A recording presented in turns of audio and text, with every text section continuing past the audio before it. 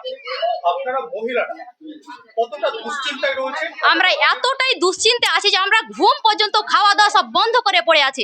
আমাদের এর আগে 30শে অক্টোবর মঙ্গলবার এরকম ঘটনা আরেকটা ঘটেছে, মানে মহিলা ছিল অথচ কোনো পুরুষ কোনো ছেলে কেউ ছিল না।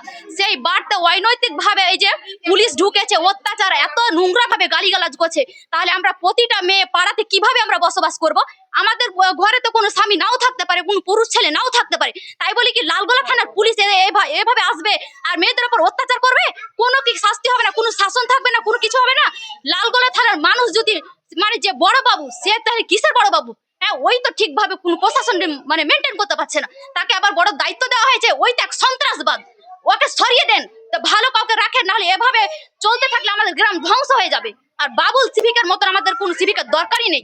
ওরকম আমাদের গ্রামে একটা সিভিক যদি বিপদে থাকে ওর কাছে আগে যাবো, ওই যদি আমাদেরকে ফাঁসিয়ে দিবে তাহলে আমরা কার কাছে যাবো? ওরকম সিভিকের আমাদের কোনো প্রয়োজন নেই। ওরকম নোংরা সিভিককে সরিয়ে দেন আমাদের গ্রাম থেকে। লালগোলা থানার ওসি কি অপসারণ চাইছেন? অপসারণ চাই না তো কি হয়েছে? আমাদের সঠিক কোনো প্রশাসনের ব্যবস্থা করে না, আমাদের সাথে মানে খারাপ ব্যবহার করছে।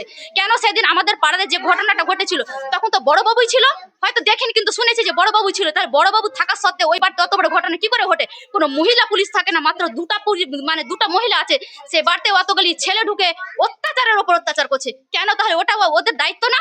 যে একটা বাড়িতে মেয়ে থাকবে আর অতগুলি পুরুষ যে অত্যাচার করবে, ওটা কার দায়িত্ব?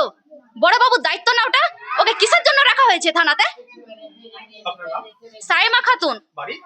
জাগরপাড়া গ্রামে। আমি একজন প্রতিবেশী।